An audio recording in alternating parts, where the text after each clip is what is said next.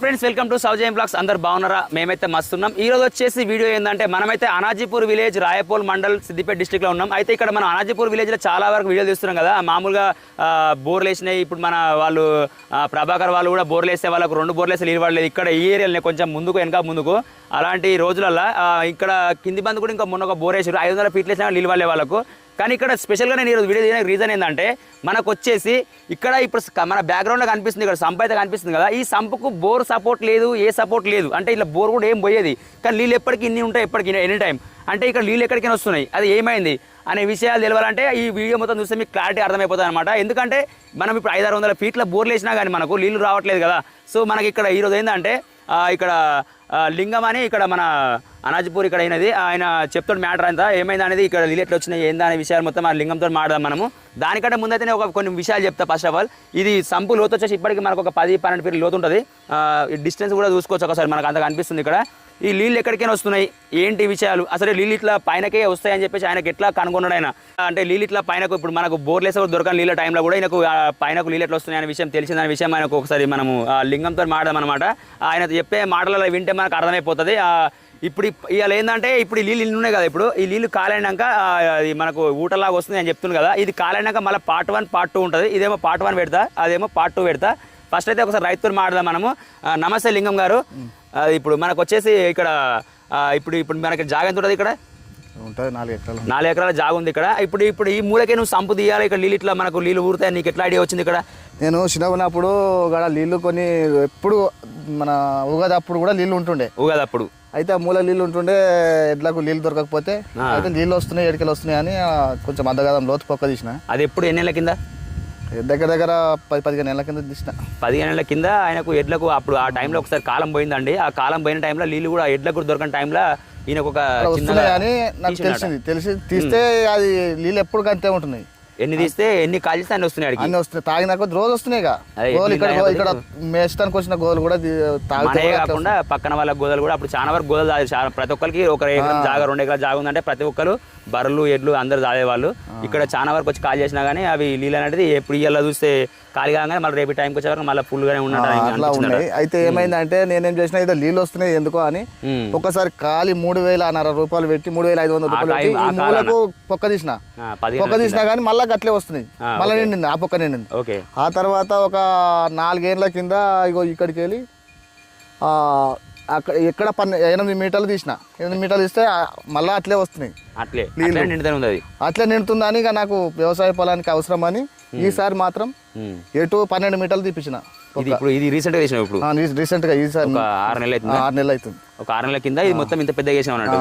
అయితే ఇప్పుడు ఈ ఊటలకి ఇట్లా వచ్చేది మనకు కన్ఫర్మ్ అయినా ఇళ్ళకు వస్తాయి. అక్కడ మూలకెళ్ళి ఆ బండమికలు ఒకటి వస్తుంది, అక్కడికి ఒకటి వస్తుంది, కనబడుతుంది. ఇక్కడ మనకి ఇక్కడ గడ్డి కూడా బాగా మొలిచింది కదా, అక్కడ నుంచే వస్తున్నాయి అంటున్నాయి. నీళ్ళు కాలేనాక చూపిస్తుంది. ఇది మనం పార్ట్ 1 లాగా పెట్టుకుంటున్నాం కదా. ఇది ఏమవుతుందంటే ఆయన చెప్పే విషయాలు ఏంటంటే చిన్నప్పటి నుంచి ఆయన కనిపెట్టింది కాబట్టి ఆయనకు నీళ్ళు వస్తాయని ఒక ఐడియా ఉంది కాబట్టి ఇలా ఆయన రైతు అన్నట్టయినా మనకు ఇంత ఆలోచన చేసి ఆయన వేసుకుండు. గాయస్ మీరు కూడా గమనించవచ్చు ఒకసారి. ఎందుకంటే మనము బోర్లు వేస్తే కూడా చాలా వరకు నీళ్ళు దొరుకుతలేవు ఎవరికి. మనకు ఇప్పుడు మన యూట్యూబ్లో కామెంట్స్ కూడా మస్తు మంది పెడతారు, అన్న మనం బోర్ వేస్తే ఇన్ని వాడితే అన్ని వాడితే నీళ్ళు అని చెప్పి చాలామంది మనకు కామెంట్ కూడా వేస్తారు కదా. కానీ నాకు కూడా అసలు నేను ఎగ్జైట్ అయినా. వీళ్ళు మొన్న ఒక వీడియో ఇద్దామని ఇక్కడ అనాజీపూర్ విలేజ్కి వచ్చినాం. మనం మొన్న ప్రభాకర్ మామూలు బోర్ది మళ్ళీ మనం వీడియో చేసినాం కదా. ఆ రోజు ఇక్కడికి వచ్చినప్పుడు సంప్లై వీడియోలు మస్తు చేస్తున్నావు కదా బ్రదర్ నువ్వు. అయితే ఇంకా వచ్చేసి ఇక్కడ మనకు ఒక లింగం అని ఒక ఆయన రైతు ఉన్నాడు ఇక్కడ. ఆ రైతు దగ్గర ఆయనకు సంపుకు మోటార్ సపోర్ట్ లేదు, ఏ సపోర్ట్ లేదు. ఆ సంపు నిండుతుంది, ఆయన వ్యవసాయం చేసుకుంటాడు. ఇట్లా ఒక ఈ సంపుతో ఆయన 1 ఎకరం 2 ఎకరాల జాగా కూడా ఆయన సాగు చేసుకొని పని చేస్తుండు. ఆయనకు ఓన్లీ అలా సంపు మోటార్ ఉంటుంది మామ అని చెప్పేసి మొన్న వాళ్ళు మనకు చెప్పడం జరిగింది అనమాట. అయితే నేను ఒకసారి వచ్చి లైవ్లో చూసిన. ఫస్ట్ ఆఫ్ ఆల్ దీనికి తెలుసుకోవాలి, నేను తెలుసుకోకముందుగా వీడియో చేసి మనం పెడితే కూడా బాగుండదని చెప్పేసి నేను మొన్న ఒక రోజు మధ్యలో చూసిన. దీన్ని చూస్తే కూడా ఆయన అదే చెప్పిండు. ఒక్కసారి అది వీడియో చేసి పెడితే మన ప్రజలకు కూడా ఉపయోగపడుతుందని చెప్పేసి నేను అనుకున్నా. అలా మనకు 100 ఫీట్లు 200 ఫీట్లు వేసినా కానీ అట్లా లేదు కాబట్టి ఇది మనకు ఒక ఏం 15 ఫీట్లు 12 ఫీట్ల కంటే ఎక్కువ లోతు లేదు. ఈ డిస్టెన్స్ కూడా ఇంకా తక్కువ ఉంటుందా? దంగలేదు, కింద గట్టిగా వచ్చింది అంటే ప్లేస్ తోటి తీసినా కానీ దంగలేదు. అదే దంగకపోతే ఇది మొత్తం కూడా దీనికి ఖర్చు వచ్చింది ఇట్లా తీసినందుకు మొత్తం ఓవరాల్గా 3 సార్లు తీపించిన. 3 సార్లకి 25,000 వచ్చినాయి. ఒక 25,000 ఈ సంపు ఖర్చు ఒక్కసారి తీసి తక్కువ అయితే పైసలు. కానీ నువ్వు ఇక ఇటాచి దంగక పెట్టినా అదే దానితే జెసిబ్ తోటి తీపిద్దు కానీ ఇంకా లోతు తీద్దామని నీకు ఉంది కానీ ఇంకా లోతు తీపిద్దామని ఇంకా 4 లోతు తీపిద్దామని ఉండే కానీ దంగలేదు. అది గుండు కూడా గీసుంటే రౌతు కూడా టోటల్ పెడుతుంటే మొరం గుండు మొత్తం. అదే తంగతలేదు దాకా జర ఈ టచ్ పెట్టాల్సి ఫ్రెండ్స్ ఇప్పుడైతే మనం మోటార్ స్టార్ట్ చేసినాం. అయితే విషయం ఏంటంటే ఇప్పుడు ఇక్కడ బ్లాక్ పైప్ మనకు కనిపిస్తుంది కదా, ఇలా 5 HP మోటార్ వేసిండేనా. 5 HP మోటార్తో మనకైతే మొక్కజొన్నకి నీళ్ళు పెట్టుకున్నాయినా. ఇప్పుడు మనకు నీళ్ళు అలా వెళ్తున్నాయి నీళ్ళు ఉంటలేవు ఇలా. ఇప్పుడు ఈ నీళ్ళు మొత్తం కాలేనాక రేపు మొత్తం కాలేదే కదా మనకు. ఇలా ఇప్పుడు స్టార్ట్ చేసింది కాబట్టి ఇప్పుడు 9:30 స్టార్ట్ చేసాం మనం. ఇది 9:30 కంటే మనకు ఒక దగ్గర 2-3 గంటల దాకా మనకైతే నీళ్ళు అయితే పోతాయి అన్నమాట ఇళ్ళకించి. దాగినప్పుడు నేను ఫోన్ చేస్తాను. ఓకే, మొక్కజొన్నకు పోతున్నాయి కాబట్టి మనకు నాకు తెలిసి సాయంత్రం దాకా కనీసం ఈ నీళ్ళు కాలేనాక సాయంత్రం టైం పడుతుంది. ఈ రోజు ఈ వీడియో చూద్దాం. మళ్ళీ మనం ఏం చేద్దామంటే రేపు మళ్ళీ ఇల్లు కాలేనాక రేపు పొద్దునప్పుడు మళ్ళీ ఇదే టైంలో వచ్చి ఈ వీడియో మళ్ళీ తీసి ఊట ఎడికని వస్తుందని ఒకసారి గడ్డి కూడా సాపి చేస్తే మనకు కొంచెం వాటర్ కూడా మనకు క్లియర్ కనిపిస్తాయి. కాబట్టి ఆ విధంగా మనం ఒకసారి అది చూస్తేనే మనకు ఒక ఐడియా వస్తుంది మీకు.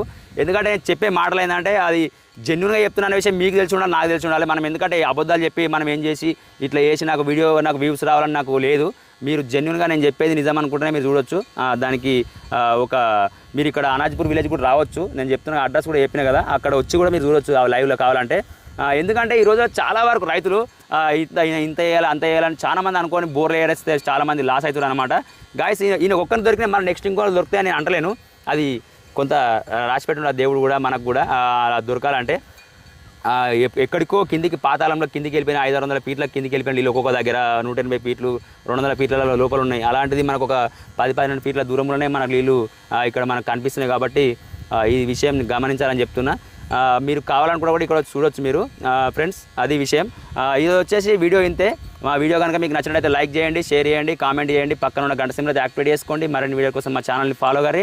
అంతవరకు బాయ్ బాయ్. రేపటి వీడియోలో మళ్ళీ కలుద్దాం ఖచ్చితంగా. జై జవాన్ జై కిసాన్.